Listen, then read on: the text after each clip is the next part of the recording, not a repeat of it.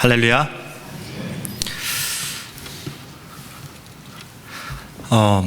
저는 어제 목장 모임에 처음 참여했습니다.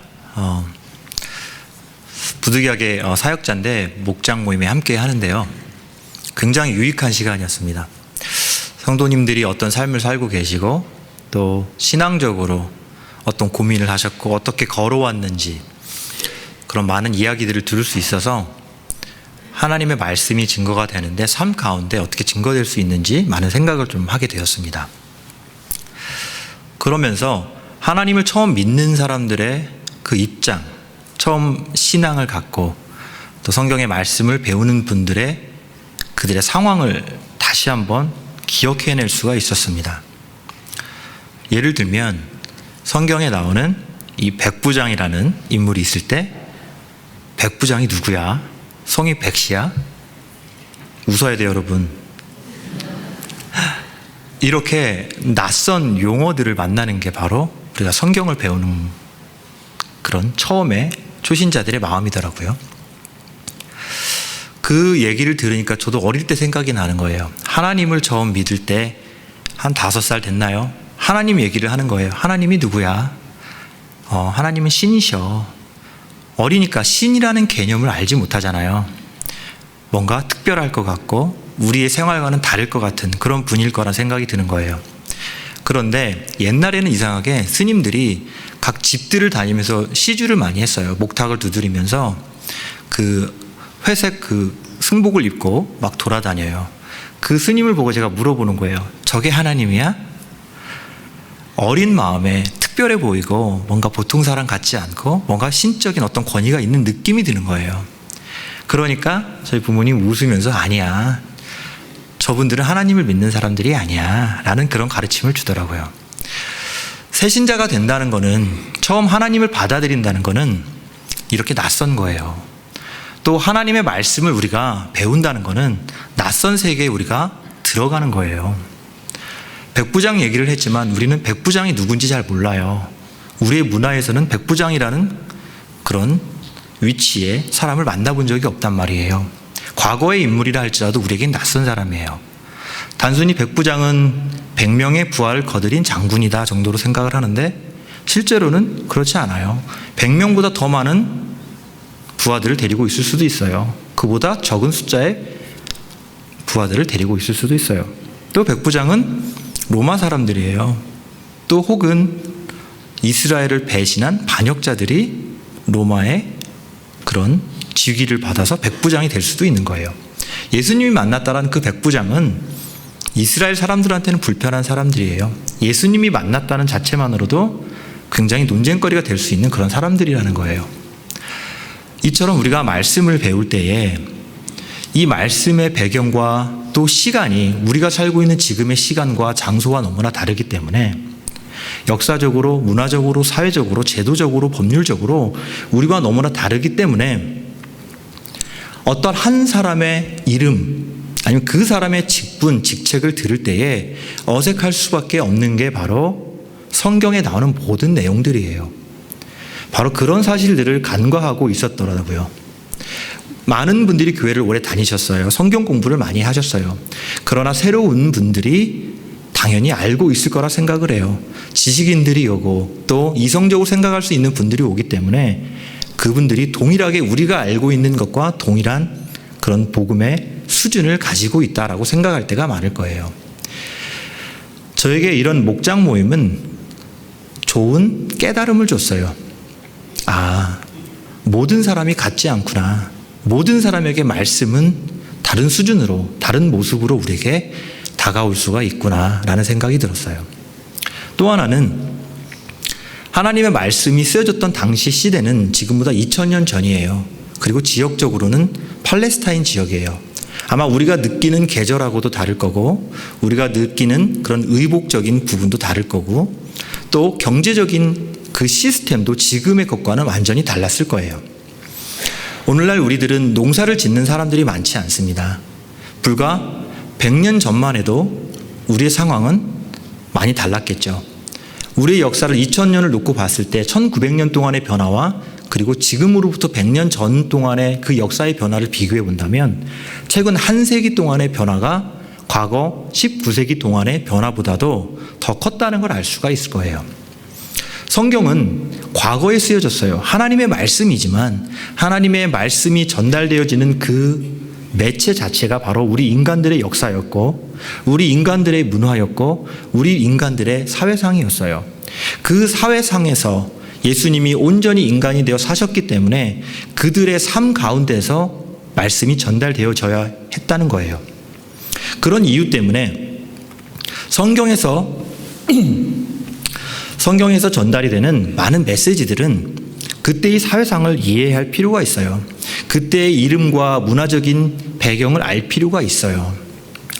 오늘 우리가 본문에서 읽었던 이 땅에 대한 것, 씨를 뿌리는 것, 쉽게 말하면 농사에 대한 이야기죠. 이 농사에 대한 이야기가 요즘에는 굉장히 낯선 일이에요. 아마 여기에 앉아 계신 분 중에 나이가 있으신 분은 한국에 사셨을 때에 농사의 경험이 어느 정도 있으셨을 거예요. 아니면 한 번이라도 농사 일을 도와주거나 밭에 나가거나 논에 나가 일을 도와주셨던 경험들이 있으실 거예요. 그러나 젊은 세대들에게 있어서는 농사라는 게 너무나 어색한 거예요. 쌀을 어떻게 키우는지도 모르고 씨앗을 어떻게 뿌리는지도 모르고 또 농지가 어떻게 운영이 되는지 알지도 못할 거라는 거예요. 또 오늘 본문 말씀은 4가지 땅에 대하여 이야기하고 있어요. 그러나 저는 약간 다르게 접근을 해보려고 합니다. 우리는 항상 내가 어떤 땅일까? 내가 정말 옥토일까?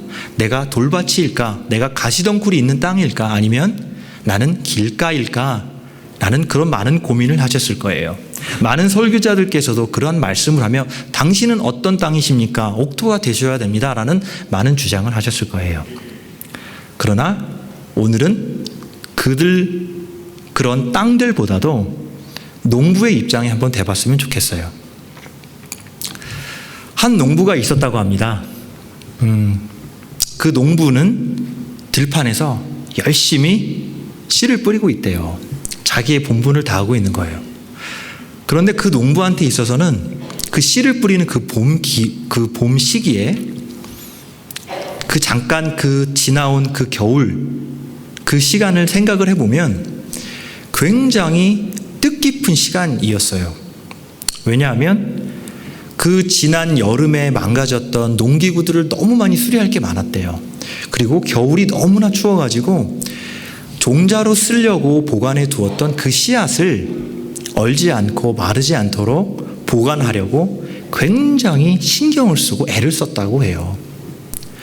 또 이 젊은 농부는 그 겨울 동안에 결혼을 했대요. 결혼을 해서 아름다운 신부를 맞아들였고 그럼으로써 이제 안정적으로 농부의 생활도 하고 가정도 이끌고 편안한 마음으로 내가 농사일을 할 수 있겠다라는 즐거운 마음을 가지고 들에 나와서 이제 일을 하고 있었던 거예요. 그런데 과거였기 때문에 달력이라든지 어떤 시간표를 잘 알 수가 없잖아요. 그런데 이 농부는 지혜로운 농부였던 것 같아요.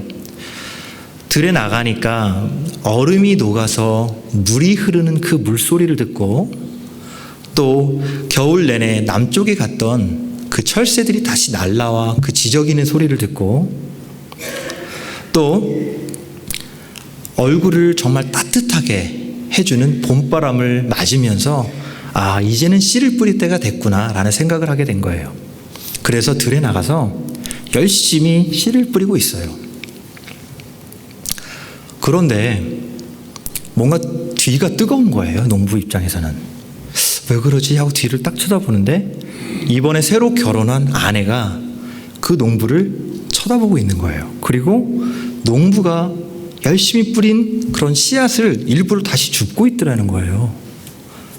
농부는 그 아내를 보고 그냥 웃기만 하는 거예요. 그런데 재미있는 거는 그 농부의 아내는 농부의 딸이 아니었어요. 그 사람은 상인의 딸이었기 때문에 농사를 짓는 장면을 처음 본 거예요. 그래서 농사를 짓는 남편의 모습을 보고 우리 남편이 농사를 잘 못 짓는 것 같아. 씨앗을 뿌렸는데 돌밭 위에도 뿌리고 있네. 씨앗을 뿌리는 것 같은데 길가에도 씨앗이 떨어지는 것 같네. 씨앗을 뿌리는데 가시밭 위에 씨앗을 뿌리는 것 같네. 이런 생각을 하는 거예요. 그러면서 속으로 나 시집 잘못 왔구나. 우리 남편은 지혜로운 농부가 아니라 낭비하는 농부구나. 우리 남편은 어리석은 농부구나 라는 생각을 하게 됐대요. 그리고 나서 그런 마음을 가지고 씨앗을 다시 줍는 거예요. 그리고 남편한테 뭔가 말을 하고 싶은 거예요. 그냥 남편은 그 아내를 보고 그냥 웃기만 해요. 고개를 끄덕거리면서 괜찮아 라는 말을 하는 거예요. 그 아내의 입장에서는 자기가 생각하기에 좋은 농사의 방법, 좋은 농사의 기술을 남편이 갖고 있지 못하다라는 생각을 하는 거예요. 그런데 여러분, 농사를 짓는다는 것도 굉장히 어려운 일이라는 거예요. 우리가 농부를 볼 때 그들이 하는 일들이 때로는 어리석은 것 같고 미개한 것 같지만 전혀 그렇지 않을 때가 많다는 거예요. 저도 어릴 적에 부모님을 따라서 할머니, 할아버지 집에 많이 찾아가고는 했어요. 봄이 되면 논에다가 물을 대고 모내기를 하잖아요. 아마 모내기를 해보신 분들이 조금은 있으실 거예요. 저도 많이는 아니지만 몇 번 그곳에 가서 그 모종을 찢어서 그 논에다가 심는 그런 걸 몇 번 해본 적이 있어요. 그런데 처음 논에 가보니까 무서운 거예요. 왜 무섭냐면 진흙이 있고 그 위에 물을 넣었기 때문에 발을 디디면 마치 영화에서 보는 것처럼 제가 늪지대에 빠져서 빨려 들어갈 것 같은 그런 두려움이 있더라는 거예요. 속으로는 아니 우리 할머니 할아버지가 30년 40년 농사를 지었는데 왜 이렇게 진흙을 묻혀가면서 더럽게 농사를 지을까? 굉장히 미개하다. 어린 마음에 한 초등학교 2학년밖에 안 된 나이에 그런 생각을 한 거예요. 그런데 할머니가 저한테 그러는 거예요. 괜찮아, 들어와 봐. 어디를 밟던지 아마 무릎 위에까지밖에 빠지지 않을 거야 라는 말씀을 하시는 거예요. 용기를 내서 들어갔어요. 그랬더니 그 안에서 어디를 움직여도 무릎 위에까지밖에 진흙에 빠지지가 않는 거예요. 그 진흙이 살에 닿고 물이 살에 닿는 그 느낌, 시원한 느낌, 예전에는 경험해 볼 수 없었던 신비로운 느낌이었다는 거예요. 세월이 지나고 나서 알아봤어요. 우리 할머니 할아버지는 정말 미개한 농부가 아니었어요. 지혜로운 농부였어요. 왜냐하면 농부들은 학교에서 말하는 좋은 공식과 혹은 논리를 가지고 설명할 수는 없겠지만 그러나 그들은 최고의 과학자이고 또 최고의 공학자라는 거예요. 왜 그런지 아세요? 논을 만들려면 논의 가장 밑부분이 되는 부분은 가장 단단한 땅으로 만들어줘야 돼요. 가장 단단한 기반이 되는 땅을 만들어주고 그 위에 진흙과 물을 넣어줘요. 그렇기 때문에 발이 빠지는 정도가 동일한 거예요. 또한 논에 물을 대어 벼를 기르는 이유는 벼가 마르지 않도록 태양빛에 마르지 않도록 보호해주는 역할을 하고 또 물을 넣어줌으로써 잡초가 자라는 것을 방지해주고 또 제초제를 굳이 쓰지 않아도 병충해를 예방해 줄 수 있는 지혜로운 방법이 그 안에 들어가 있었다라는 거예요. 뿐만 아니라 강에서 물을 끌어다가 논에다가 물을 댈 때에 첫 번째 논에서 물이 들어가고 다음 논으로 물이 들어가고 그 세 번째 논으로 물이 계속 들어가잖아요. 이게 여러분 쉬운 일이 아니에요. 미세한 경사 정도를 만들어야만 물이 자연스럽게 흘러 들어갈 수가 있는 거예요. 우리가 흔히 말하는 계량하고 측량한 가장 지혜로운 방법이 그 안에 들어가 있었다라는 거예요.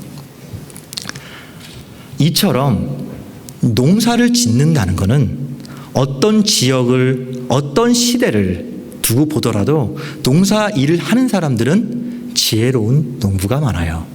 그러나 제가 여러분에게 처음 드렸던 그 농부 부부의 이야기를 보면 농부 아내는 남편을 향하여 어리석은 농부다라고 생각을 했다라는 거예요.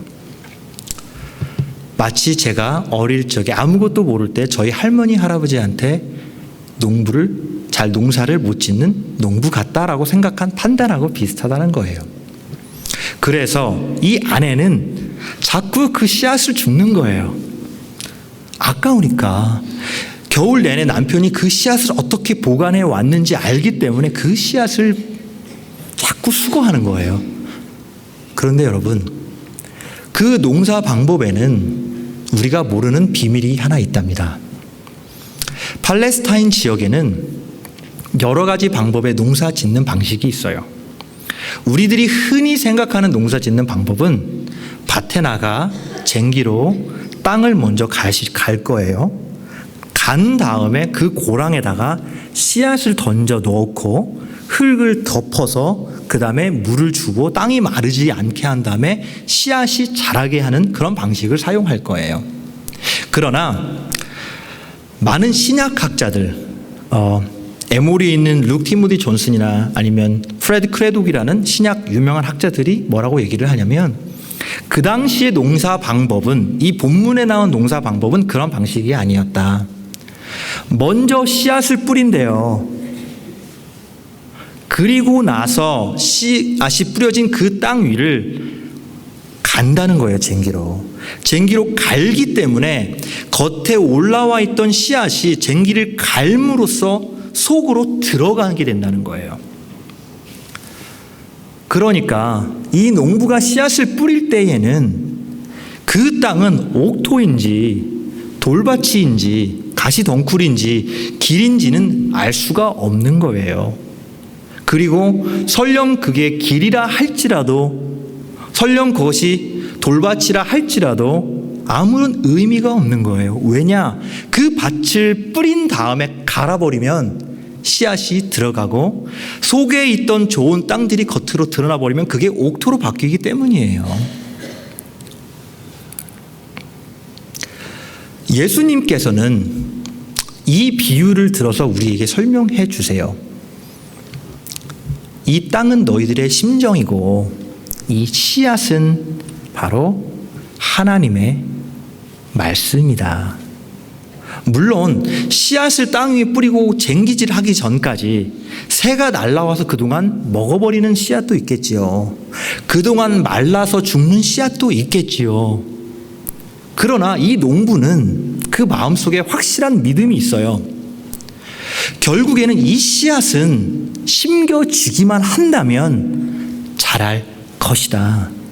씨앗 자체 안에, 이 안에 생명이 있음을 그 사람을 부정하지 않아요. 굳건하게 믿고 있어요. 이 씨앗은 살아있다.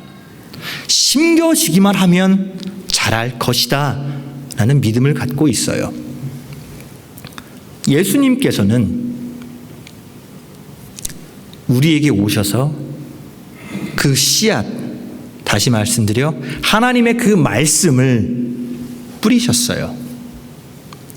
예수님께서 그 말씀을 뿌리실 때에 좋은 옥토를 먼저 찾으셨나요? 예수님께서는 좋은 옥토를 만나든지 돌밭을 만나든지 길가에 서 있든지 심지어 가시덩굴이 있는 곳에 가신다 할지라도 공평하게 그 씨앗을 뿌리셨다라는 거예요. 예수님을 따랐던 많은 사람들이 있어요. 예수님을 믿었던 수많은 사람들이 있어요.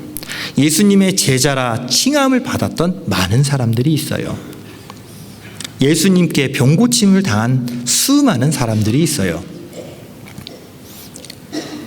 그들이 예수님의 말씀을 받았어요. 그 말씀이 다 그들에게 살았나요? 그 말씀이 온전히 모든 사람에게 심겨졌나요? 다 그렇지는 않잖아요. 예수님이 말씀을 가르쳤다 할지라도 예수님의 말씀을 거부한 사람들이 있어요. 예수님이 병을 고쳐주었다 할지라도 모든 사람이 예수님을 따르며 감사하며 받아들인 사람이, 모든 사람이 다 받아들이지는 않았어요. 예수님께서 부자 청년을 만났어요. 너무 사랑하는 마음이 그 청년에게 있었던 거예요. 하나님의 율법을 너무 잘 지키고 부자지만 사람들을 구제하는 일에 열심히 하는 모습을 보고 사랑하는 마음으로 그를 향하여 말해요. 네가 참 괜찮다. 그런데 네가 가진 그걸 팔아다가 가난한 자들에게 주고 나를 따르라 라고 말을 해요. 예수님 앞에 사랑받는 자라 칭호를 받았고 예수님 앞에 마음에 드는 그런 흡족한 마음을 준 사람도 예수님과 가까워졌지만 마지막 순간에 예수님의 그 말씀을 온전히 그 마음 가운데에 받을 수 없었기에 그 사람은 등을 돌려 예수님을 떠날 수밖에 없었어요. 예수님도 안타까워하셨겠지요. 또 예수님께서 10명의 문둥병자를 고쳐준 이야기를 아실 거예요.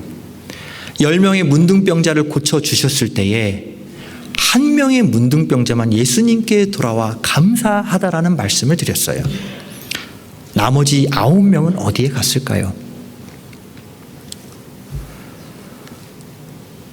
또 예수님의 12제자 중에 한 제자는 가장 가까이 예수님 옆에 있었지만 그 사람은 예수님을 배반했어요. 예수님을 죽음 가운데 몰아버렸어요. 예수님께서는 열심으로 씨를 뿌리셨는데 많은 실패가 있으셨어요. 그러나 예수님께서는 실패에 대하여 말씀하셨나요? 그 실패에 대하여 좌절하셨나요?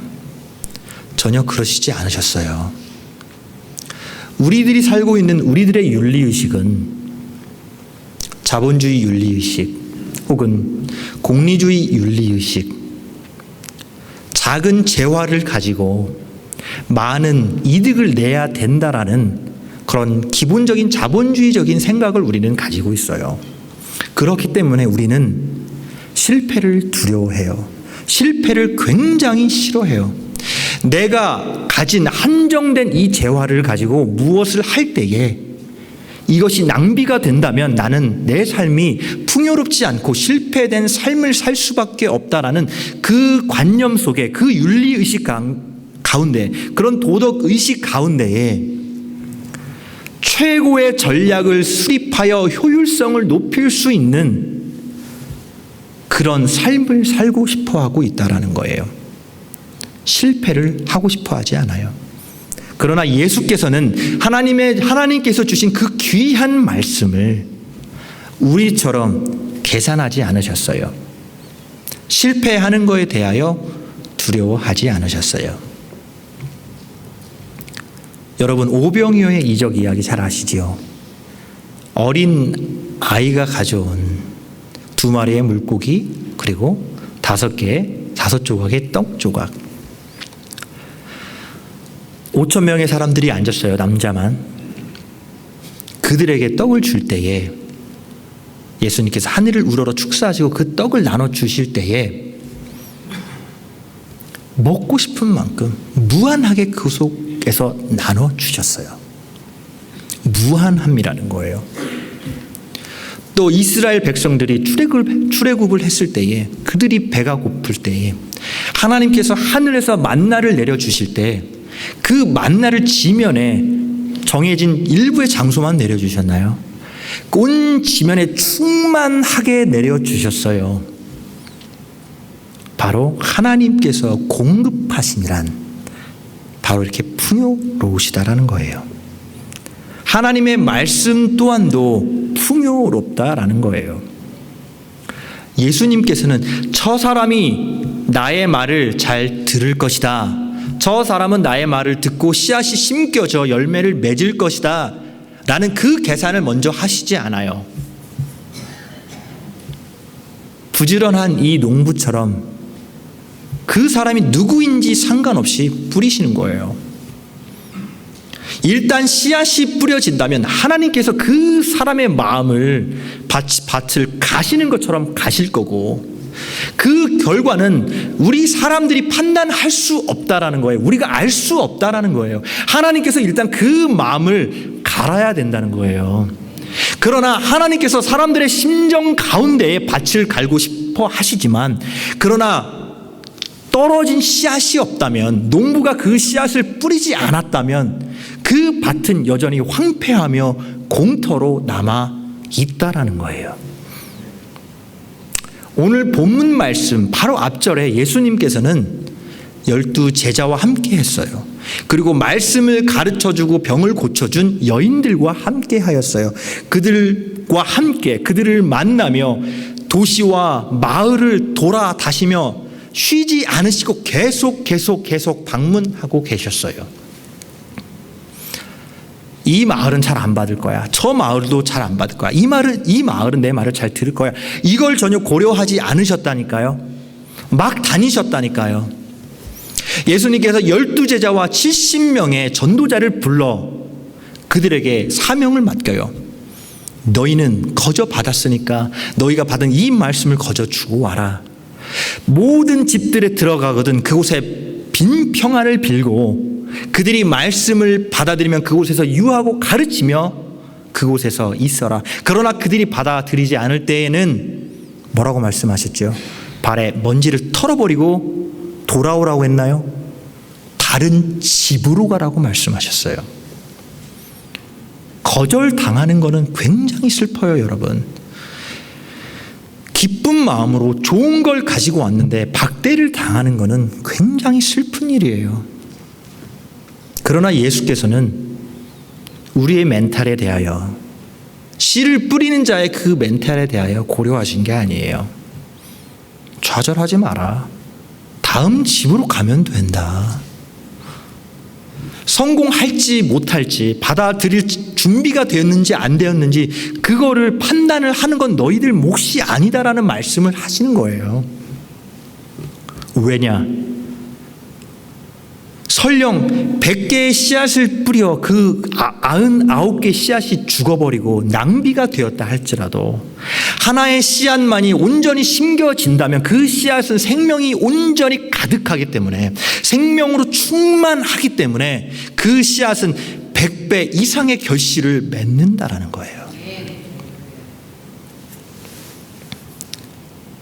예수님께서는 이 말씀을 통해 우리의 믿음이 한 단계 성장하기를 바라는 거예요. 기존의 여러분들은 내가 어떤 밭인지에 대하여 좋은 밭이 되기 위하여 부단한 노력을 하셨다면 그 노력을 하지 마세요. 여러분이 하실 수 있는 것들이 아니에요. 여러분이 시간이 지남에 따라 하나님이 여러분 심령을 밭으로 갈아주시면 그 말씀이 알아서 여러분 가운데 뿌리를 내릴 거예요. 뿌리를 내린 그 말씀은 자랄 거예요. 자란 그 말씀은 열매를 맺을 거예요. 이제 여러분은 밭이 아니에요. 여러분은 바로 농부예요.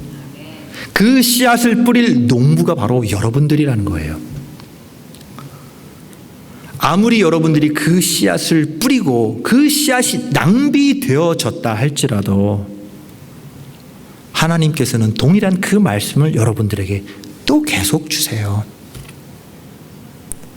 제가 말씀드린 이 농부는 자기가 준비한 그 종자씨가 다 떨어지면 더 이상 종자씨가 나오지 않지만, 우리 그리스도인들에게는 하나님의 말씀이 무한하게 우리에게 전해져 있기 때문에 그 말씀을 꾸준히 끝까지 여러분이 죽는 날까지 증거하고 전달하고 뿌린다 할지라도 그 씨앗은 마르지 않을 거예요.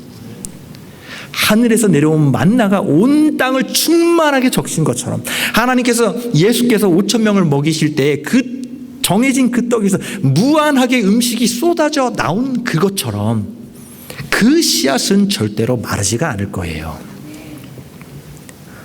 여러분, 우리에게 낭비는 좋은 말이 아니에요. 그러나 하나님의 말씀은 낭비하세요. 낭비하십시오. 하나님의 말씀을 가지고 사치하십시오. 우리가 흔히 말하는 모든 재화와 우리의 모든 재산을 낭비하는 것이 아니에요. 이게 바로 거룩한 낭비고, 이게 바로 거룩한 사치라는 겁니다. 여러분의 주위의 사람들을 한번 생각해 볼까요? 나의 가족과 나의 친구들을. 내가 생각하기에 저 사람은 너무나 완악한 사람이야. 하나님의 말씀을 증거하면 거절만 당할 거야. 그러나 여러분, 그 말씀을 들고 갔을 때 여러분이 거절당하는 건가요? 하나님의 말씀이, 하나님의 그 씨앗이 거절을 당하는 거예요. 왜 여러분들이 그걸 미리 판단하시나요? 그걸 왜 우리들이 먼저 계산을 할까요? 예수님조차도, 12제자들조차도, 예수님께서 보내준 그런 전도자들조차도 그 결과를 계산하지 않았어요. 왜 우리들이 스스로 판단할까요? 내가 말하면 저 사람은 안 좋아할 거야. 그건 우리의 몫이 아니에요. 일단 우리가 해야 될 일은 씨앗을 뿌리는 거예요. 씨앗이 뿌려지지 않았는데 그 사람이 변화되기를 우리가 원한다고요. 우리가 증거하지 않았는데 그들이 하나님 앞에 돌아오기를 우리가 고대한다고요. 그럴 수가 없습니다. 저는 외할아버지와 친할아버지 두 분이 하나님을 믿지 않았어요. 외할아버지는 끝까지 하나님 믿으세요. 오직 예수 그리스도를 믿으셔야 돼요. 이 말을 끊임없이 했어요. 75세가 되시는 해에 하나님을 영접했어요. 그러나 친할아버지는 저와 다른 가족들이 너무나 예수 그리스도에 대한 완악한 마음, 싫어하는 마음이 있기에 그분 앞에 가서는 판단하고 예수에 대하여 말하지 못했어요. 만약에 살아계실 동안에 나와 내 가족이 할아버지를 위하여 예수 믿으세요, 예수 믿으세요, 이 씨앗을 뿌려 주었다면 다른 결과가 있었을지도 몰라요.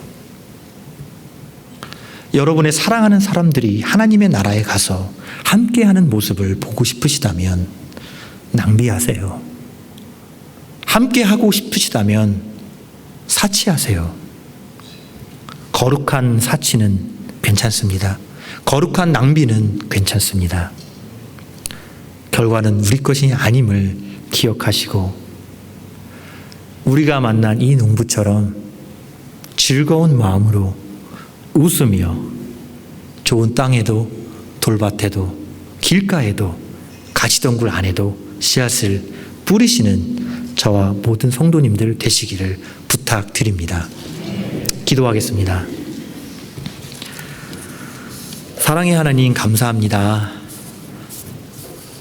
우리가 무엇이기에 이렇게 판단을 할 때가 많은지 모르겠습니다. 우리의 맡은 바 본분은 하나님 앞에 뿌리는 일이고 하나님께 받은 그 말씀을 전하는 것뿐입니다. 우리가 뿌려야만 하나님께서 그 심령들 가운데 밭을 가실 수 있음을 우리가 압니다.